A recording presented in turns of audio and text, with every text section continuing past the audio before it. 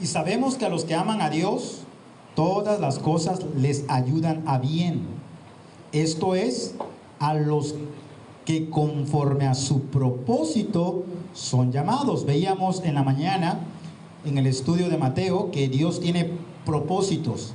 Y esos propósitos, hermanos, esos propósitos son a pesar de nuestro pecado. Son a pesar de nuestro pecado. Es decir, nuestro pecado no es un limitante para que los propósitos de Dios se cumplan. Es más, Dios se glorifica por encima del pecado. Así que Dios siempre ha tenido un plan y propósitos establecidos. Y como Él es soberano, es uno de sus atributos, un atributo incomunicable. No hay nada que impida los planes y propósitos divinos. Nada lo puede alterar, nada lo puede frustrar, nada lo puede interrumpir. Y es lo que dice el apóstol Pablo aquí, inspirado por el Espíritu Santo. A los que conforme a su propósito son llamados.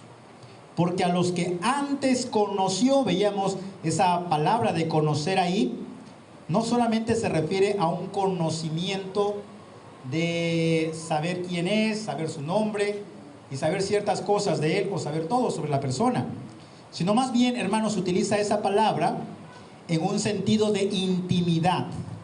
De intimidad, es la misma palabra que se utilizaba en el Evangelio de San Mateo, capítulo 1, versículo 25, cuando dice, y no la conoció, hablando de José y María, hasta que dio a luz su hijo y le llamó por nombre Jesús. Ese conoció es de intimidad, es decir, no tuvo intimidad con María hasta después del nacimiento de Jesús. Este conocer aquí es esa intimidad. Dios tuvo esa intimidad a los que Él llamó, a los que Él conoció desde antes de la fundación del mundo. Ya Dios había puesto su amor en nosotros, ya había puesto su misericordia en nosotros y ya nos había escogido antes de la fundación del mundo. Después dice, porque los que antes conoció también los predestinó. Esa palabra predestinar es marcar el destino, predestinar. ¿Y cuál fue la predestinación? ¿Para qué es esta predestinación? Ojo con esto, hermano. Y es lo que quiero basarme en esta mañana. La predestinación es para que fuésemos hechos conforme a la imagen de su Hijo. O sea que el propósito de Dios y su predestinación van de la mano, pero tiene un objetivo particular, y ese objetivo particular es que usted, que es conocido y llamado por Dios, tenga la imagen de su Hijo. Ese es el plan de Dios, que todo conocido de Dios, que todo predestinado de Dios tenga la imagen de su Hijo Jesucristo. Y como lo mencioné hace un momento, Dios es soberano, Dios no falla, no hay nada que interrumpa su propósito y sus planes. Muy común, nosotros hacemos planes y propósitos y son frustrados. Muchas veces no porque queremos fallar, sino porque hay veces que algo nos los impide. El tiempo o sucede cualquier otra cosa que no estaba en los planes y cambiamos de planes. Pero Dios no es hombre, a Dios nada lo interrumpe. Así que la predestinación es para ser a la imagen de su Hijo Jesucristo, para que Él sea el primogénito. La palabra primogénito es prototokos, ahí, para que sea el principal, para que tenga la preeminencia, para que sea el más importante, para que sea el más preeminente entre muchos hermanos.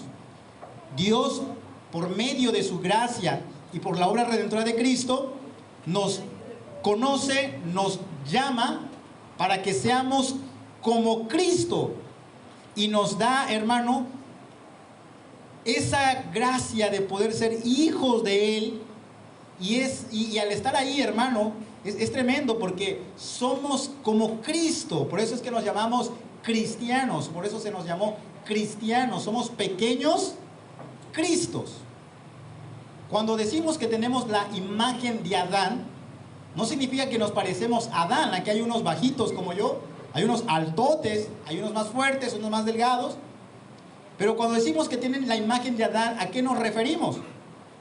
A que tienen la naturaleza de Adán. A eso es lo que nos referimos cuando tienen la imagen de Adán. Ojo, si decimos que tenemos la imagen de Cristo, quiere decir, hermano, que también nosotros compartimos algo ¿de quién? De Cristo. De Cristo. Y ese es el propósito de Dios. Y por eso es que los conoció, por eso los llamó. ¿Qué más dice la Escritura? Y vamos a ser hermanos. Jesús y todos aquellos que son llamados por Él son hermanos. Somos hermanos. Y cuando hablamos de hermandad, estamos en un mismo nivel. Pero en esa hermandad, uno tiene la preeminencia. Uno es el más importante. Dentro de esa hermandad, el que tiene la preeminencia y el que es más importante es ¿quién? Jesucristo. Es el que tiene la preeminencia dentro de esa hermandad, porque somos hermanos. Cristo es nuestro hermano mayor, el que tiene la preeminencia. Versículo 30. Y a los que predestinó, a estos también llamó. Ya hemos hablado acerca del llamamiento, hermanos. Esta es el último eslabón de la cadena de salvación, de la cadena de oro de salvación, la que vamos a ver hoy. Pero déjenme recordarles y ponerles un poco en contexto a los que están viniendo por primera vez. Dios los conoció, quiere decir que nos amó antes de que existiera este mundo, antes de que naciéramos, antes del día sexto, antes del día 1 de la creación. Dios ya nos amaba. Porque nos amó, nos llamó. Ese llamado se hace aquí en la actualidad. ¿Por medio de qué nos llama? Nos llama, número 1, por el llamamiento externo, que es el llamamiento de la predicación. Cuando decimos, cree en el Señor Jesucristo, arrepiéntete, pon tu fe en aquel que murió, fue sepultado y resucitó. Pero el llamamiento real y verdadero es el llamamiento eficaz, el cual Dios da a aquellos que Él conoció. Y usted está escuchando el Evangelio, usted está escuchando la predicación, usted está leyendo la Biblia, y usted en su mente y en su interior algo sucede que pareciera que escuchara la voz de Dios. No es audible, pero pareciera que lo que usted está escuchando, leyendo, es que Dios le está diciendo exactamente a usted. Y ese llamamiento es el llamamiento interno y es llamamiento eficaz. Así fue conocido. ¿Por qué? Eficaz porque cumple el propósito establecido. No sé si los que están aquí, hermanos, recuerdan que estaban leyendo la palabra de Dios, escuchando la predicación, el Evangelio, y algo en su interior fue transformado. Pareciera que era Dios mismo hablándole a usted. No era el predicador, no era el hermano que estaba hablando, no era una hermana que estaba platicándole algo acerca de la Biblia. Era Dios llegando a su interior. Yo lo recuerdo bien. Yo estaba en la ciudad de Coatzacoalcos, en una iglesia bautista, allá en Veracruz, y recuerdo que ni siquiera era mi pastor en aquel entonces, ni siquiera era el que estaba predicando otro pastor, y pareciera que era para mí toda la predicación. En un momento me sentí solo en el templo, y solamente estaba yo, y pareciera que todo era para mí, en el sentido de que decía, yo soy esa persona, necesito salvación. Así lo sentí, lo recuerdo, me transformó tremendamente, hermanos. Ese llamado eficaz, nuevamente, no es una voz audible. No lo confunda con algunas personas que dicen, yo escucho la voz de Dios, me habló. No, es un llamamiento interno, pero produce o efectúa lo que Dios quiere. ¿Y qué es lo que Dios quiere? Convocarte, llamarte. No es ese llamado endeble que nosotros hacemos a nuestros hijos cuando le decimos, hey, tráeme la toalla. Y el niño, porfa, tráeme la toalla, tráemela, tráemela. No, ese es el llamado con poder cuando Jesús se acerca a la tumba de Lázaro y le dice, Lázaro, ven fuera. Y Lázaro se levanta. Ese es el llamado eficaz. Cuando escuchas realmente el Evangelio y te llega hasta tu ser, traspasa y tú no tienes otra cosa más que doblegarte a ese llamamiento eficaz. Es lo que está diciendo el apóstol Pablo. Dice ahí, a los que predestinó, eso fue en el tiempo, en la eternidad pasada, los conoció eternidad pasada, en el presente, los llamó, y a los que llamó, a estos también que justificó. ¿Por qué? Porque todo llamado de Dios, todo aquel que ha sido convocado, va a poner su fe, su confianza en la obra redentora de Jesús. No hay ninguna persona que haya sido conocida, predestinada y llamada que no llegue a poner su fe y su confianza en Jesucristo como Señor y Salvador, porque eso es la justificación.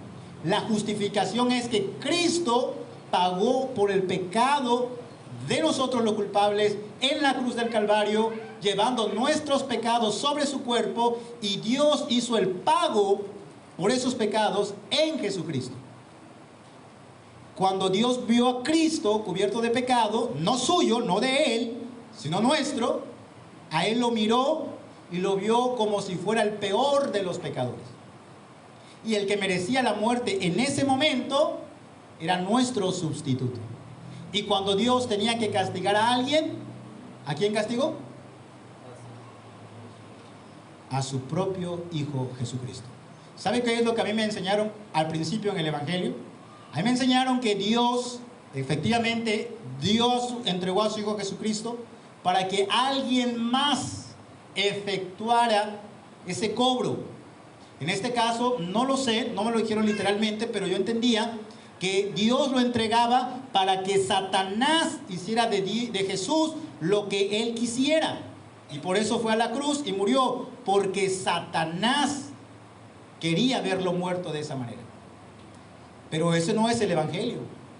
El Evangelio es que el mismo Dios entregó a su Hijo Jesucristo para que el mismo Dios hiciera justicia sobre él. Así que en última instancia, el que castigó a su propio Hijo no fueron ni los romanos, ni los judíos, ni Satanás. El que castigó a su propio Hijo fue el mismo Dios. Yo estaba predicando el Evangelio de esta manera a una persona, y antes de mencionar eso, me dijo ella, yo estaría dispuesto a dar a mi hijo para salvar a varias personas. Si es necesario, yo estoy dispuesta a dar a mi hijo para que le hagan lo que quiera, con tal de que otras personas se salvaran. Yo le dije, suena bien y qué bueno si usted haría eso, pero eso no es el Evangelio. El Evangelio es que usted mismo, por beneficio a otras personas, mate a su propio hijo. Y cuando escuchó eso me dijo, no, ahí sí no. Y es que no es lo mismo. No es lo mismo. Por eso es que cuando un conocido de Dios, un predestinado de Dios y es llamado de Dios, eficazmente va a creer que Jesús murió por su pecado en la cruz y que su redención ha sido efectuada. No hay pierde en eso. De verdad, no hay. Ese es el eslabón. Conocidos, llamados y predestinados. 3 eslabones en la cadena. Ya lo hemos visto a mayor profundidad durante las semanas, durante los meses. ¿Qué más sigue? Justificados. Una vez que ponemos nuestra fe en Cristo, hermano, todos nuestros pecados son perdonados. Y la justificación habla de que ya no tenemos más paga por el pecado. Cuando nos ve Dios a través de Cristo, nos ve como si nosotros nunca hubiéramos pecado. Nos ve justos. Nos revisa a través de Cristo, ve los mandamientos y dicen, cumplidos todos. No porque lo cumplimos nosotros, es porque Cristo los cumplió a favor de nosotros. Y eso es lo que usted tiene que creer. Usted tiene que creer en eso. Que Cristo murió, fue sepultado y resucitó. Y todo aquel que en él cree, no se pierda, mas tenga que vida eterna. Esa es la vida eterna. ¿Qué sigue? Bueno, a los que justificó, a estos también, ¿qué, hermanos? Glorificó. Glorificó. He dividido esto en dos partes. Hoy lo vamos a ver, va a ser rápido. No voy a ir así, de boleto. Pero lo he dividido en dos partes, le voy a decir por qué. La primera es la noción que la gran mayoría al llegar a este texto lo enseña de esa manera. La gran mayoría lo enseña así y yo estoy de acuerdo de esa manera. Pero la segunda parte es mi propia meditación y solamente se las quiero compartir. No voy a tratar de convencerlos ni tampoco, bueno, solamente de persuadir a través de la escritura. Lo primero es que esto es lo que se cree de la glorificación. Conocidos, pasado; predestinados, pasado; llamados, pasado; justificados, pasado, en el sentido de que los justificó a través de Jesús, los llamó a través de Jesús. Y cuando llegan a glorificación, dice, la glorificación, ¿eso va a ser cuándo? A futuro. Yo revisé varios comentaristas, yo revisé varias predicaciones y la gran mayoría, si no a todos, hablan de la glorificación. Dice, esto es a futuro. Bueno, primero vamos a ver la primera parte, lo que todos creen. ¿Qué es la glorificación? Doxa. Viene de la palabra doxa, que es gloria, doxa. Aquí se utiliza la palabra doxazo, que ya es glorificación. Doxa sería gloria.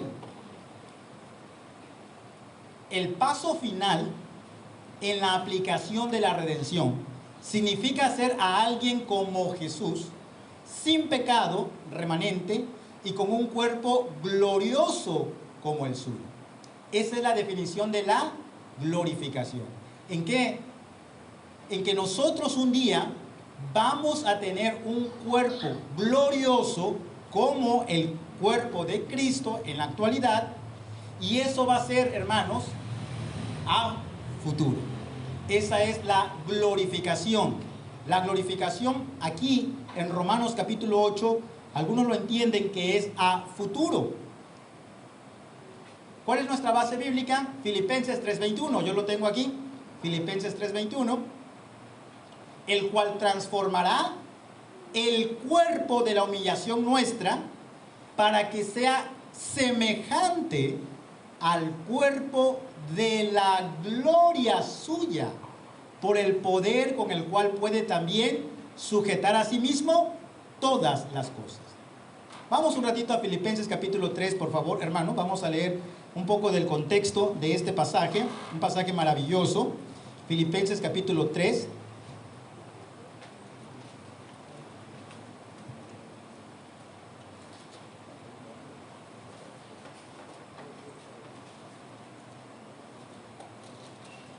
El apóstol Pablo viene discutiendo con aquellos que quieren introducir nuevamente lo que es los rudimentos de la antigua ley, y muchos de esos hombres estaban enseñando que era necesario otra vez guardar algunos rudimentos de aquella ley. Y Pablo dice, bueno, si alguien tiene que gloriarse, yo me tengo mucho de qué gloriar. Por favor, lea el versículo 4. Aunque yo tengo también de qué confiar en la carne, si alguno piensa que tiene de qué confiar en la carne, yo más.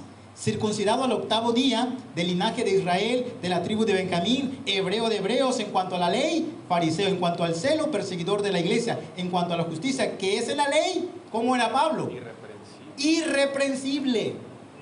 Dice Pablo, si hay alguien que ha avanzado, si hay alguien que ha hecho mucho basándose en la ley, ese soy yo. Soy irreprensible. He tratado de vivir con celo, guardando la religión que me enseñaron mis padres. Versículo 7. Pero cuantas cosas eran para mí ganancia, las he estimado como pérdida, por amor, ¿a quién? A Cristo. Y ciertamente, aunque estimo todas las cosas como pérdida por la excelencia del conocimiento de Cristo, mi Señor, por amor, por lo cual lo he perdido todo y lo tengo por basura para ganar a Cristo. Hay algo ahora que le importaba más a Pablo. Hay algo que quería más a Pablo que aquello que antes estaba acostumbrado. Es más, él dice, hermano, una palabra muy fuerte en el versículo 8. Aquí lo tradujeron como basura, pero se traduce también como estiércol. Se podría leer así: por amor del cual lo he perdido todo y lo tengo por estiércol para ganar a Cristo. Es decir, lo tengo como nada, como basura, como estiércol. Esas cosas para mí ya no sirven de todo lo que aventajaba en el judaísmo. Versículo 9. Y ser hallado en él, no teniendo mi propia justicia que es por la ley, sino por la fe de Cristo, la justicia que es de Dios por la fe. Ahí está la justificación. Pablo ya había sido justificado, porque ya había sido llamado, porque ya había sido predestinado, porque ya había sido escogido, ya había sido conocido. Versículo 10, a fin de conocerle y el poder de su resurrección y la participación de sus padecimientos, llegando a ser semejante a él en su muerte, si en alguna manera llegase a la resurrección de entre los muertos. No que lo haya alcanzado ya, ni que ya sea perfecto, sino que prosigo para ver si logro hacer aquello para lo cual fui también nacido por Cristo Jesús. Hermanos, yo mismo no pretendo haberlo ya alcanzado, pero una cosa hago, olvidando ciertamente lo que queda atrás y extendiéndome a lo que está adelante. Prosigo a la meta, al premio del supremo llamamiento de Dios en Cristo Jesús. El apóstol Pablo tenía un deseo ardiente en su corazón, y lo podemos ver en las diferentes epístolas. Él quería llegar a la resurrección de los muertos. Él esperaba con ansias la venida de Cristo en el primer siglo. Y él estaba tan convencido de que iba a ser transformado su cuerpo en el momento en que Cristo viniera. Pero lamentablemente Pablo murió antes de eso. Le quitaron la vida. Fue muerto bajo la espada de Nerón, al igual que otros apóstoles. Y él no estuvo cuando vino Cristo, por lo menos en juicio. Él no estuvo, él murió antes del año 70. Pero su anhelo en todas sus cartas era llegar a la resurrección y llegar a ese momento donde, hermanos, estaría completamente con Dios. Y por eso dice, yo mismo no pretendo haberlo alcanzado. No lo pretendo haber alcanzado. Quisiera llegar allá, quisiera que ese momento fuera ahora, pero no es posible. Más adelante, hermanos, dice en el versículo 20, mas nuestra ciudadanía está en los cielos, de donde también esperamos al Salvador, al Señor Jesucristo. De todo lo demás está bien. Todo lo que yo tenía lo tengo para basura. Ahora mi deseo, mi anhelo es ser como Cristo. Si llegara a ser semejante a Él en su muerte y llegar a la resurrección para ser como Él, porque mi ciudadanía, nuestra ciudadanía, no pertenecemos a este lugar, sino que nuestra ciudadanía está allá en los cielos. Ahí esperamos, el cual transformará el cuerpo de la humillación nuestra para que sea semejante al cuerpo de la gloria suya. Si algo esperaba Pablo, hermano, era la resurrección de los muertos, porque en la resurrección de los muertos era cuando se le iba a otorgar ese cuerpo glorioso o ese cuerpo glorificado. Él esperaba con ansias la venida de Cristo y su reunión con Él. Bueno, la glorificación futura, eso es lo que la Biblia nos enseña. Número 1, la glorificación futura.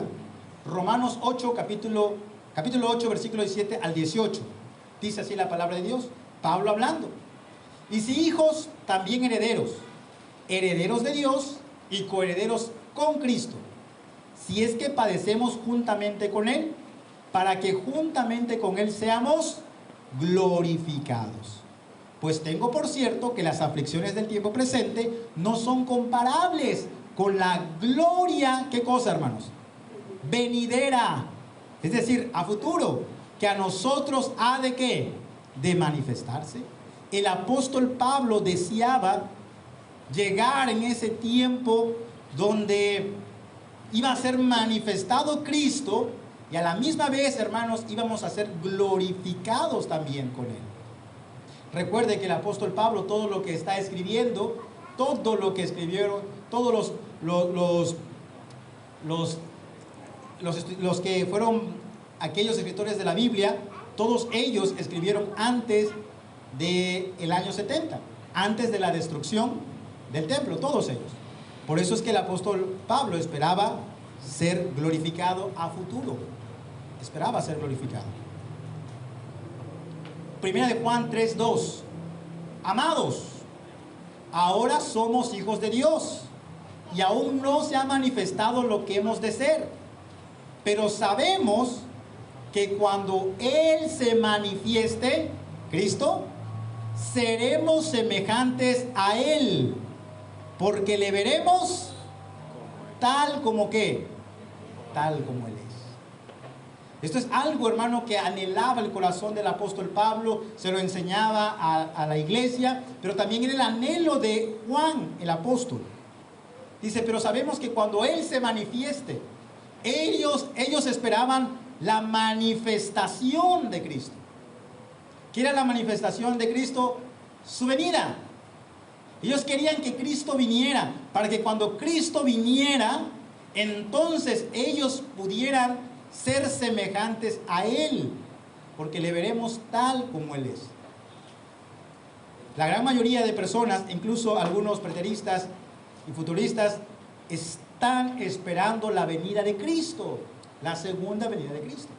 Y esta segunda venida de Cristo es donde se van a entregar esos cuerpos glorificados. ¿Qué significan cuerpos glorificados? Significa que ya no va a haber más diabetes, ya no va a haber más hipertensión, ya no va a haber más colitis, gastritis, apendicitis, flojeritis.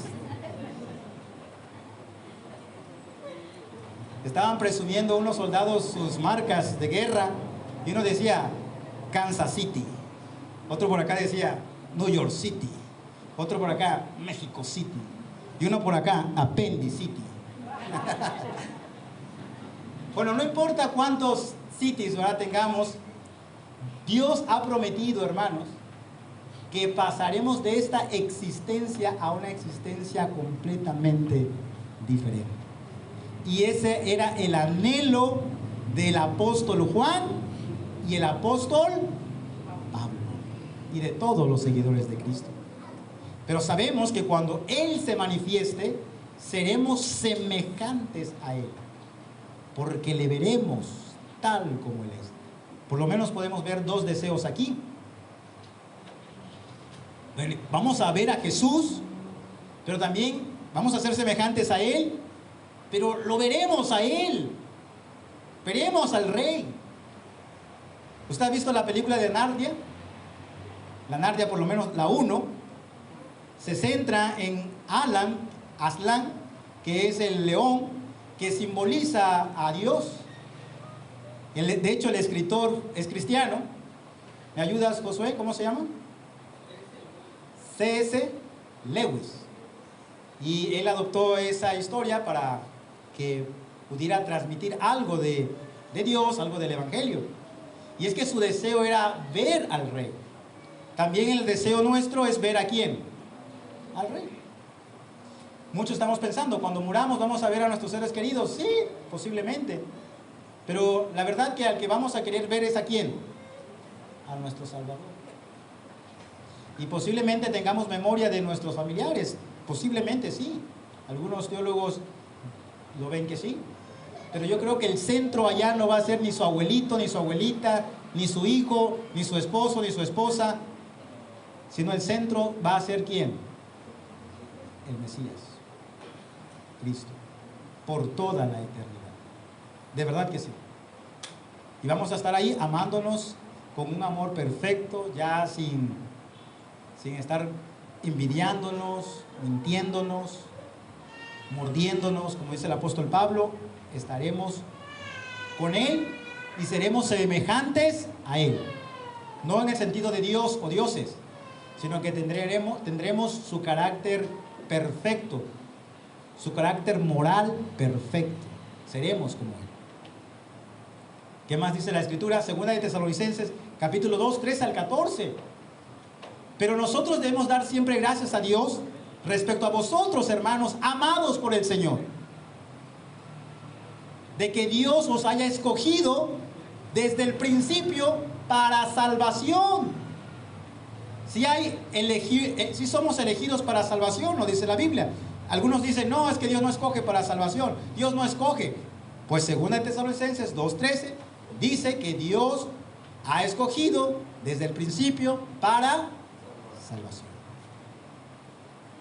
¿A quiénes? A los que conoció, a los que predestinó, a los que llamó, a los que justificó, a estos también los glorificó. Mediante la santificación, ya hablamos sobre la santificación, por el Espíritu y la fe en la verdad, a lo cual los llamó.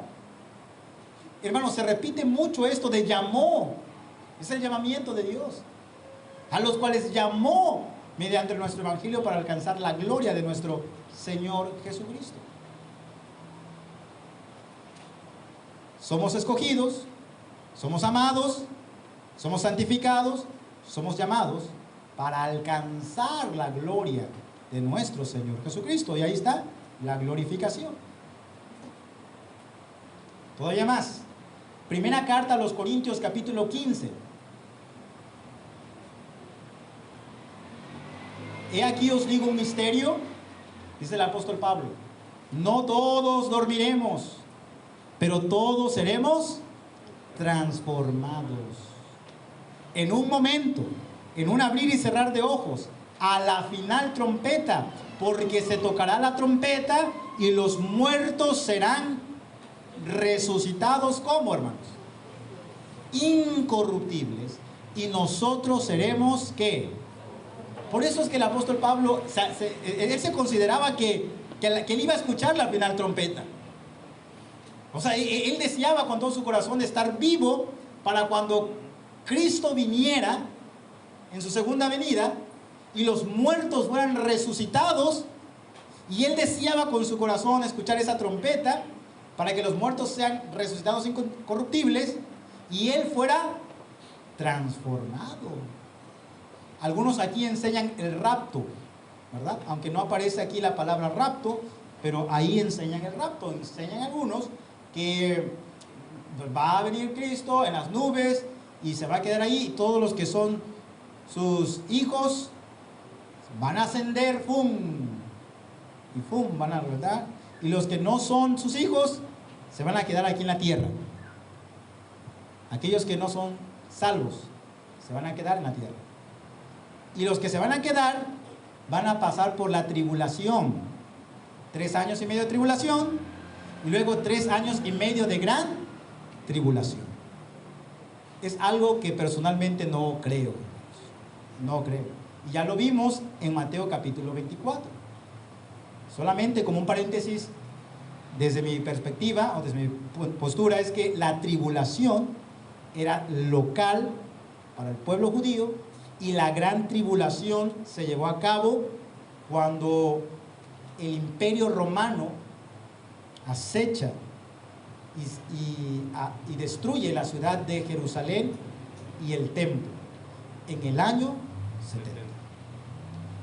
Esa es mi postura. Tampoco quiero que usted obligarle a creer de esa manera, pero hay gente que utiliza primera carta de los Corintios para decir que nos vamos y aquí empieza la tribulación, después la gran tribulación y nos quedamos. En mi perspectiva, en Mateo 24 no enseña eso, de ninguna manera enseña eso. Pero lo que sí estoy seguro, y de la verdad que sí estoy de acuerdo, es que los muertos serán resucitados incorruptibles y nosotros seremos transformados.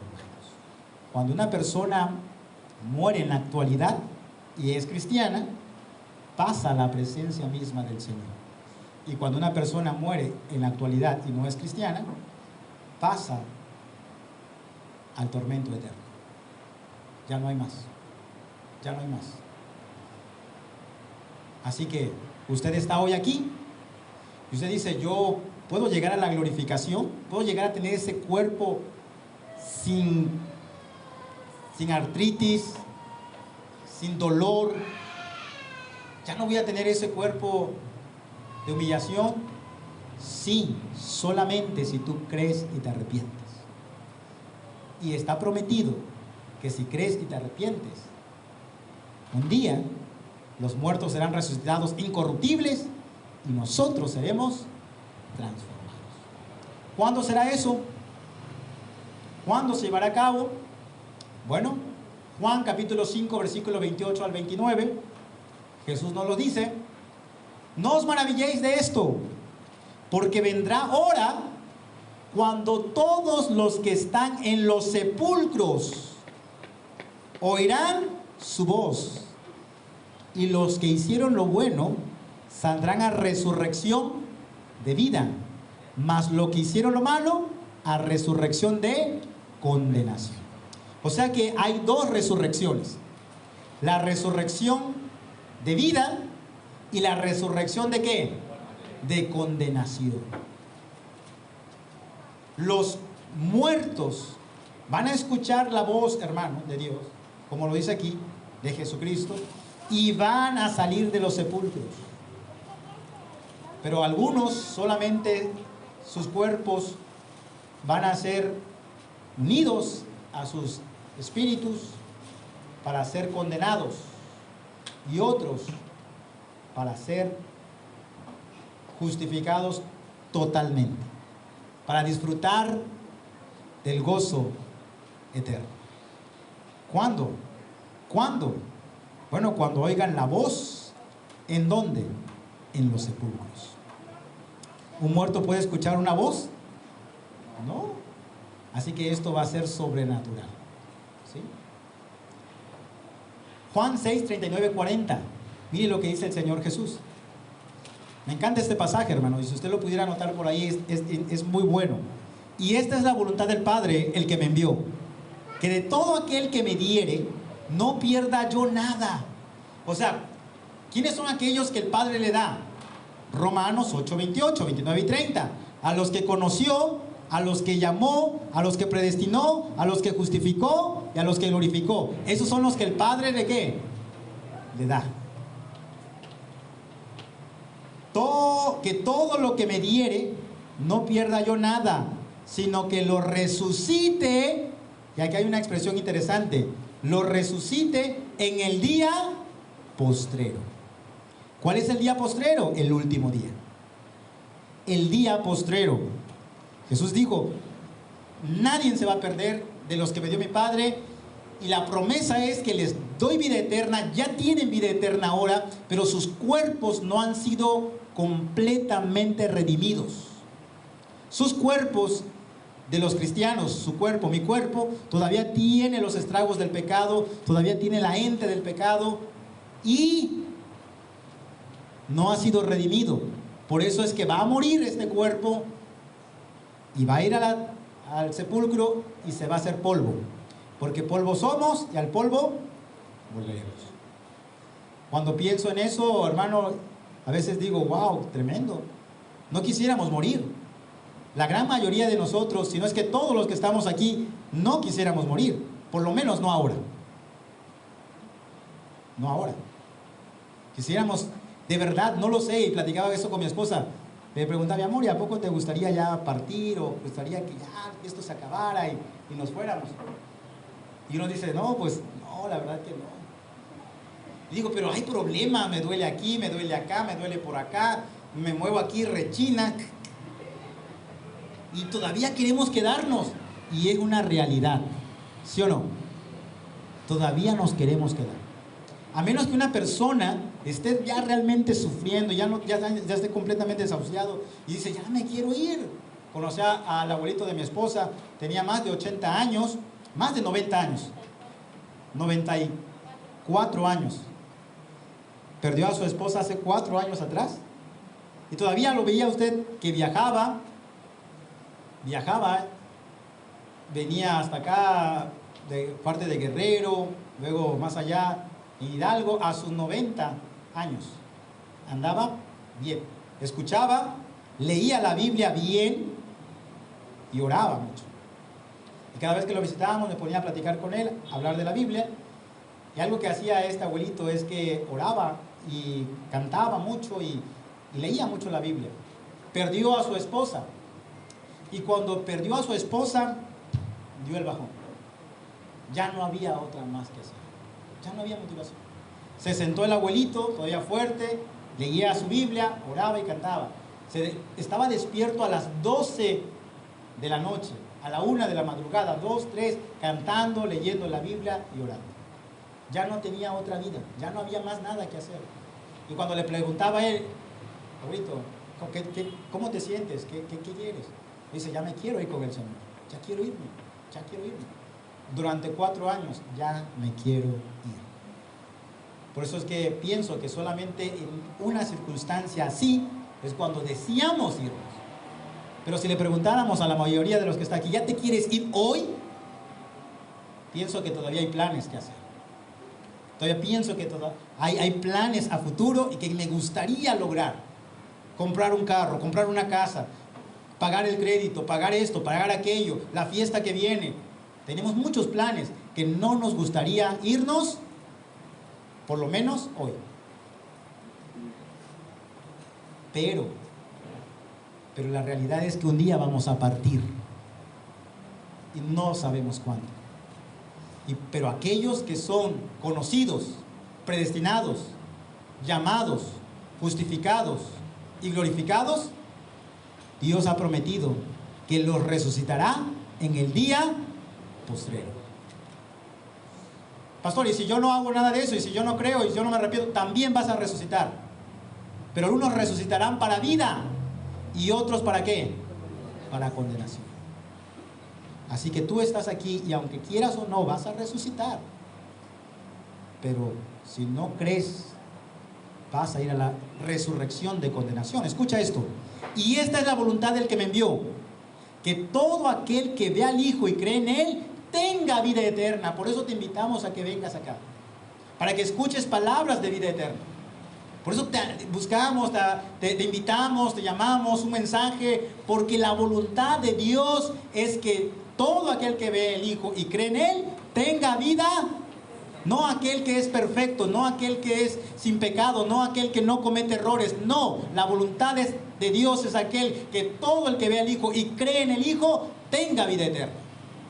Amén. No importa cómo vengas, si vienes como Rahab la ramera, si vienes como Ruth la moabita, no importa si vienes como Jacob el estafador, no importa, lo que importa es que vengas a Él, pongas tu fe en Él y tengas vida eterna. Amén. Pero eso no significa que vas a seguir siendo lo mismo. Eso no significa que vas a seguir viviendo igual. Eso significa que tú puedes venir de esta manera para que tengas vida eterna, pero para que seas transformado y cambiado por el poder de Dios. Amén. Ese es el Evangelio. Ese es el poder del Evangelio. No importa que hayas hecho, no importa que hayas hecho en el pasado, no importa. Ven a Él, créele, tendrás vida eterna. Y esa es la promesa. Aquí, ahora. El que cree tiene vida eterna. Ya está la vida eterna aquí. Pero ¿cuál es el futuro? Y yo le resucitaré. ¿Cuándo? En el día postrero. Se dice que cuando hay algo en la Biblia, una vez es importante, pero que cuando se repite es muy importante. Y hermanos, en Juan capítulo 6, el Señor Jesús repitió: tiene vida eterna y le resucitaré en el día postrero. O sea que esto es muy, muy importante. No solo ahí, versículo 44 y 54 del Evangelio de Juan. Si se repite 2 veces es muy importante. Ahora, si se repite 4 veces, bueno, es sumamente importante. Juan 6:44, ninguno puede venir a mí si el Padre que me envió no lo que. Hermano, esto es importante. El Padre es el que hace todo y se lo lleva al Hijo. ¿Qué hace el Padre? Nos conoció, nos predestinó, nos llamó, nos justificó y nos glorificó. Ninguno puede ver a mí si el Padre que me envió no lo trajere. Y yo le resucitaré otra vez. Y yo le resucitaré en el día que postrero. O sea que la salvación es así. Dios agarra al pecador muerto y lo lleva a Jesús. Jesús le da vida. Y Jesús lo trae ¿a dónde? Al Padre, pero ahora lo trae vivo. Aquí era un féretro. Dios lo agarra así. Lo lleva a la vida. Porque el muerto no puede ir a la vida. El muerto no puede buscar la vida. Está muerto. Entonces Dios lo trae de la mano, por así decirlo, o arrastrando. Es un cadáver. Usted imagínese a un cadáver, así miren. Como película de terror. Lo lleva a Cristo. Cristo infunde vida en él por la obra redentora. Y vive y dice: soy un pecador, perdóname, Señor, sálvame. Pone su fe en Jesucristo y Jesucristo dice: ok, ahora te llevo ¿a quién? ¿A dónde? Al Padre. Dios, el Padre, lleva a Jesús y Jesús lo lleva al Padre. Es un ciclo. Y Jesús dijo: yo soy el camino y la verdad y la vida. Nadie viene al Padre si no es por mí. Así que ¿a dónde tengo que ir al Padre? No, tienes que ir ¿a dónde? A Cristo. Pero tú no puedes ir a menos que el Padre, ¿qué cosa? Te traiga. ¿Y cómo sé que el Padre me trae? Te está buscando. Te está buscando cuando te invitamos, cuando oramos por ti, cuando tú quieres leer la Biblia, cuando tú apartas tu tiempo, te está buscando. Pero tú, desde tu perspectiva, dices: yo busqué a Dios. Sí, pero es que el Padre te buscó primero y te encontró.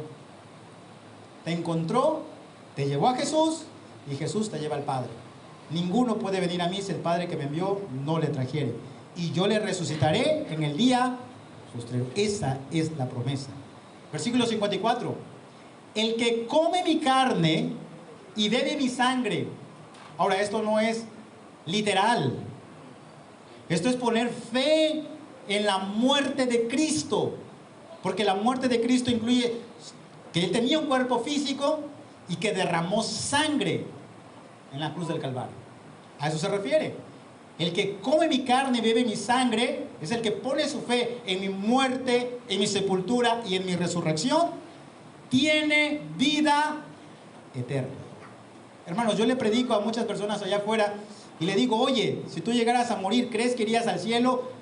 Y me dicen: no, no creo que iría al cielo. Y son personas que están haciendo una campaña ahí en el parque. ¿Escuchó? Están haciendo una campaña evangelística y el evangelista no cree que va al cielo, no cree que tiene vida eterna. Eso es tremendo. Pero Jesús dijo: el que come mi carne y bebe mi sangre tiene vida eterna. Esto es en el presente, tiene ahora vida eterna. Y Juan dijo, el apóstol Juan en su primera carta dice que él escribe para que sepan que tienen vida eterna. Porque el que tiene al Hijo tiene la vida, y el que no tiene al Hijo de Dios no tiene la vida. Así que para tener vida eterna necesitas a Cristo y nada más que Cristo. Y otra vez: y yo le resucitaré, ¿cuándo? En el día posterior. Así que es seguro, mi querido hermano y hermana, si usted ha comido la carne y ha bebido la sangre de Cristo, si usted ha creído en el Hijo de Dios, es seguro que tiene vida eterna y es seguro que va a venir la resurrección en el día posterior. Pero esa resurrección no es para condenación. Esa resurrección es ¿para qué? Para vida, para estar con Dios, gozoso, alegre, para que nunca más volvamos a pecar, para que nunca más volvamos a blasfemar su nombre. Eso es lo que el Señor quiere, porque su propósito en Romanos capítulo 8 es que nosotros tengamos la imagen ¿de quién? De su Hijo. Ese es el propósito. Allá en el cielo quiere llenar a todos, por así decirlo, en su presencia quiere llenar a todos los que son como su Hijo, Jesucristo. Por eso es que es importante que usted está aquí y usted dice: asegúrese de que tiene vida eterna, porque entonces tendrá seguro que va a resucitar de entre los muertos en el día ¿qué? Yo le animo, hermano, yo le animo. Más todavía, Juan 6, 24 al 26, ya voy a ir terminando. Juan 11, 24 al 26. Marta le dijo, yo sé que resucitará en la resurrección. Mire, Marta sabía que su hermano Lázaro había muerto, 4 días de muerto, y ellos sabían y ya esperaban desde el Antiguo Testamento, ya tenían la enseñanza o la doctrina y la esperanza de la resurrección. Tanto es así que Jesús se acerca y le dice, tu hermano resucitará. Y ella le dijo, yo sé que resucitará en la resurrección, en el día ¿qué? Postrero.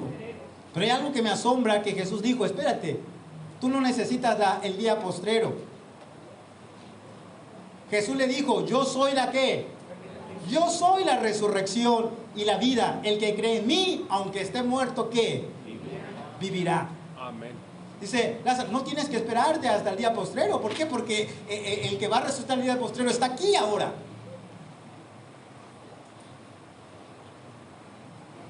Y todo aquel que vive y cree en mí, ¿qué cosa, hermano?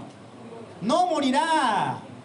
Lo más terrible y la noticia más terrible que podemos escuchar es la muerte de un familiar.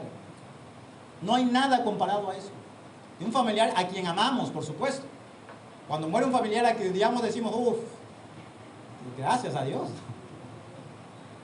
No, no es cierto. Solamente que cuando amamos a una persona de verdad, mamá, papá, hermanos, y nos dan la mala noticia y nos dicen, oye, mira, es lo que, hermanos, nos entristece en este mundo. Pero Jesús dijo, todo el que vive y cree en mí no morirá eternamente. Ahora, no morirá en el sentido espiritual, porque en el sentido físico nuestro cuerpo sí va a pasar por la... Y la pregunta del millón, Jesús se lo dijo a Marta. ¿Cuál es la pregunta? ¿Crees esto? ¿De verdad lo crees? ¿Crees esto? Esa pregunta es para usted. ¿Realmente crees que Jesús es la resurrección y la vida? Y el que cree en Él, aunque esté muerto, vivirá. ¿Crees esto? Amén. Si usted lo cree, esa promesa es para usted. Amén. Pero si usted no lo cree, no va a suceder nada absolutamente. ¿Y va a resucitar? Sí, pero para condenación. Así que Jesús le hizo esa pregunta a Marta. Aquí usted tiene que contestar esa pregunta. ¿Crees esto? Creo que Jesús es el Hijo de Dios. Creo que Él murió por mí. Creo que es mi Salvador. Creo y ahora vivo para Él, o voy a empezar a vivir para Él. Porque Él me ha prometido vida eterna, ya me la ha dado. Y me ha prometido que me va a resucitar en el día postrero. Y empiezas a vivir para Él. Ese es el Evangelio. La glorificación, pues, completa y total será hasta allá. Y por último, hermanos, solamente déjeme mencionar algo que es mi propia meditación. Regrese conmigo, por favor, a Romanos capítulo 8.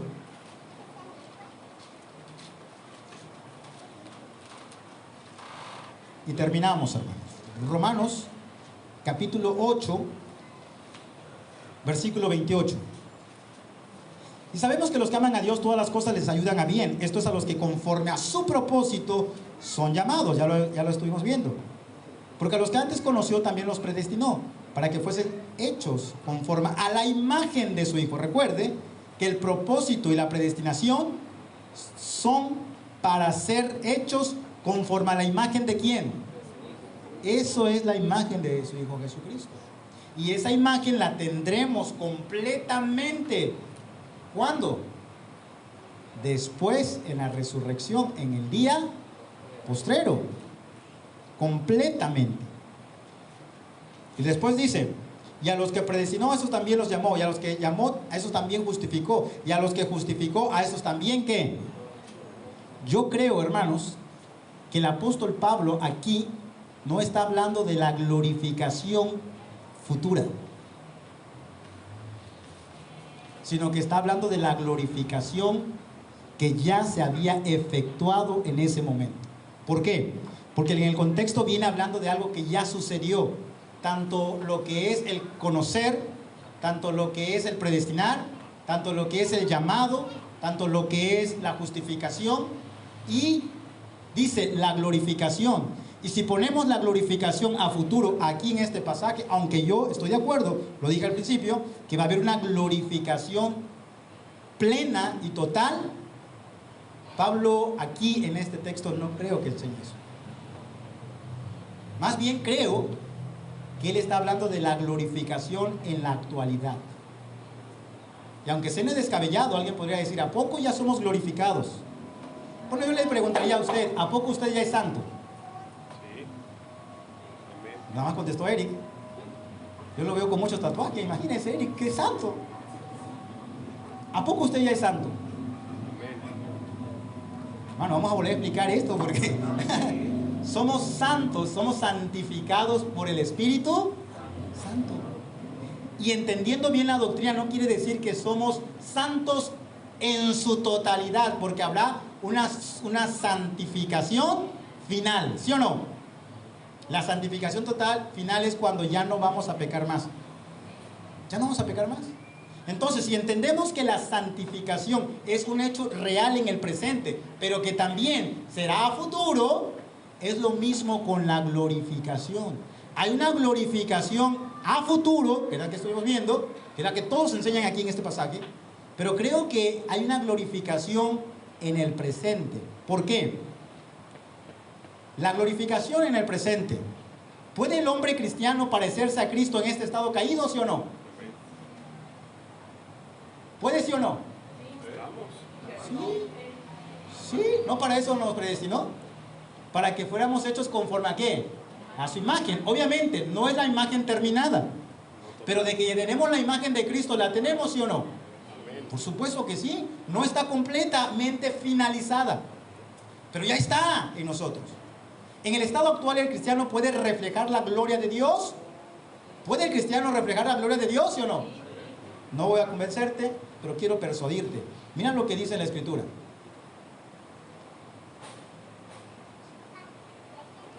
Juan, del Evangelio de San Juan, capítulo 17, versículo 22 al 23. Jesús está orando por sus discípulos, es un pasaje muy conocido, y dice, escuche, la gloria que me distes, yo les he dado, para que sean uno, así como nosotros somos uno. La gloria que me distes, dice el Señor Jesucristo, yo se los he dado a ellos. En otras palabras, entonces, Jesús sí compartió su ¿qué? Su gloria. Y eso es cuando dice el apóstol Pablo, a los que predestinó, justificó, los llamó y también los ¿qué? Los glorificó, les dio de su gloria para que podamos ser uno, como Cristo. Claro, no es la gloria que tiene el Padre, el Hijo y el Espíritu Santo, sino es la gloria de la salvación en la cruz, que es dada ¿a quién? Al creyente. La gloria que me distes, Jesús está hablando, yo se las he dado para que sean uno. Hermano, mi pregunta es, ¿somos en la actualidad uno con Cristo, sí o no? Amén. ¿Somos uno con Cristo? Pero todavía seguimos separados, todavía seguimos peleando, pero la realidad es que somos uno en Cristo. Mi pregunta es, ¿tiene la mente de Cristo usted, sí o no? Amén. Sí, pero digo, ¿piensa a veces cosas equivocadas? Sí, ¿y eso niega que tenga la mente de Cristo? No, no. Pablo dice, tenemos la mente de Cristo. ¿Por qué? Porque Cristo ha hecho su obra maravillosa en nosotros y Él ha venido a morar en nosotros y ahora nosotros nos acomodamos a lo que la Biblia enseña. ¿Que fallamos? Sí. ¿Sí o no? Pero de que la mente de Cristo está en nosotros es verdad. Por eso es que dice, la gloria que me diste yo se lo he dado, para que seamos uno. Esto no es a futuro, eso es en la actualidad. Así como nosotros somos uno. y en ellos tú, en mí, para que seamos perfectos en unidad, para que el mundo conozca que tú me enviaste y que los has amado a ellos como también a mí me has amado. El amor del Padre hacia su Hijo es el mismo amor del Padre hacia sus redimidos. ¿No lo digo yo? ¿Lo dijo quién? Jesús. Y los que has amado a ellos como también a mí me has amado. Más todavía. Segunda carta a los Corintios 3:18. Por tanto nosotros, todos, mirando a cara descubierta como un espejo la gloria del Señor, somos transformados ¿de qué? De gloria en gloria, en la misma imagen, como por el poder ¿de quién? Del Espíritu del Señor. ¿Se dan cuenta? Me gusta más como lo dice la Biblia, una versión. Segunda carta a los Corintios, capítulo 3:18, Nueva Biblia Viva. Así que todos nosotros, con el rostro descubierto, reflejamos la gloria del Señor como si fuéramos espejos, y el Espíritu del Señor nos va transformando de gloria en gloria, y cada vez nos parecemos más ¿a quién? A Él. Su gloria es que nos parezcamos más ¿a quién? A Él. Y cuando uno es conocido, y cuando uno es predestinado, y uno es llamado, y uno es justificado, también es glorificado, porque Dios le ha dado la gloria para que tenga cada vez más la imagen de su Hijo Jesucristo. Si usted nota bien, dice, para que reflejemos la gloria del Señor. Es decir, cuando nos vemos nosotros vamos a reflejar la gloria de Dios. Este pasaje, hermanos, es cuando Él subió al monte Moisés y se puso un velo. No sé si usted se lo recuerda, porque su rostro brillaba. Y cuando Él bajaba, su rostro era tan brillante y todos lo veían. ¿Qué traía Él en su rostro? La gloria de Dios. Y esa gloria es la que va a ser visible, pero ¿a través de quién? De Jesucristo. Así que cuando la gente nos ve a nosotros, tiene que ver el reflejo de la gloria de Dios. En ese sentido somos glorificados, porque cada vez nos parecemos más y más ¿a quién? A Cristo. Bueno, se supone que debía de ser. Voy a ir terminando. 1 de Pedro 5:10. Escucha esto. Y después de que hayáis sufrido un poco de tiempo, el Dios de toda gracia, que os llamó a su gloria eterna en Cristo. Esa gloria no está solamente en Cristo, hermanos. Si usted está en Cristo, usted está en su gloria. Él mismo os perfeccionará, afirmará, fortalecerá y establecerá. Me encanta cómo lo dice otra versión. En su bondad, Dios los llamó a ustedes, la Nueva Traducción Viviente. En su bondad Dios los llamó a ustedes a que participen de su gloria eterna por medio de Cristo Jesús, para que participen de su gloria eterna. Mi pregunta es, ¿usted está participando de su gloria eterna? ¿Sí? Por eso es que Pablo dice, los glorificó. Los glorificó. Glorificar tiene que ver con la imagen de su Hijo Jesucristo. Segunda de Pedro 1:4, todavía más. Por medio de los cuales nos ha dado preciosas y grandísimas promesas, para que por ellas llegases a ser participantes de la naturaleza divina. Es increíble eso, hermano. O sea, la naturaleza divina ha sido dada a nosotros por el Espíritu Santo.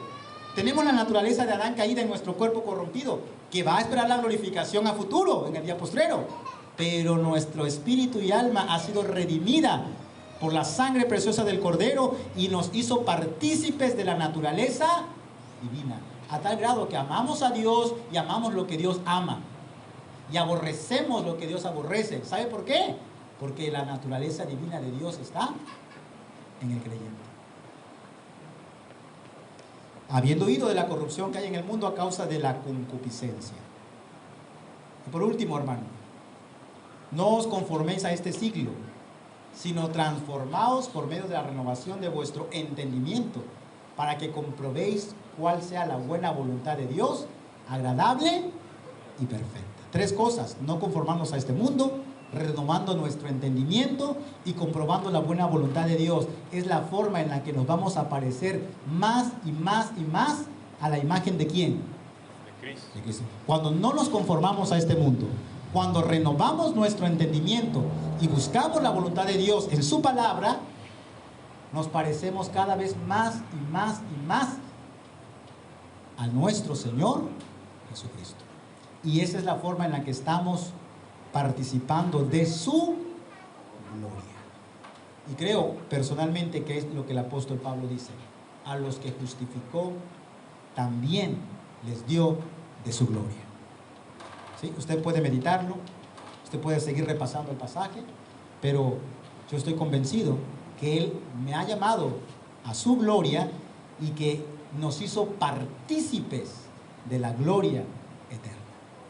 Amén. Vamos a orar, hermanos. Padre nuestro que estás en los cielos, nos acercamos a ti después de escudriñar tu bendita y santa palabra. Hay mucho ahí, Señor, que nos falta conocer. Hay mucho ahí que nos falta entender, Padre.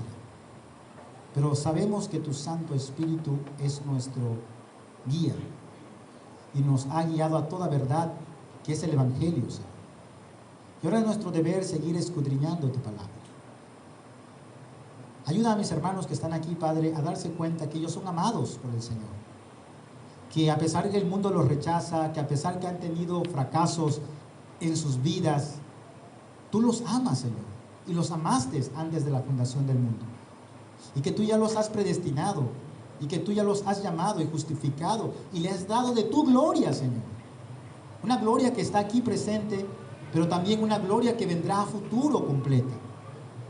Te pido, Señor, que nos ayudes a meditar en estas verdades, para que las circunstancias, las aflicciones, los problemas que vengan a nuestra vida no nos derriben, sino que tú nos fortalezcas, nos confirmes y nos establezcas como tu palabra lo dice. Padre, si hay un hombre aquí, una mujer que aún no te conoce, permítele, Señor, que hoy pueda conocer a Cristo. Abre su corazón, abre su mente, dale el entendimiento para que hoy sea un hijo tuyo, tenga la promesa de la vida eterna y un día sea resucitado para vida y no para condenación. Y Padre, permite que baje a las aguas en el bautismo para que verdaderamente muestre que ha creído en ti como testigo a tu iglesia. En el nombre de Jesús te lo pedimos. Amén.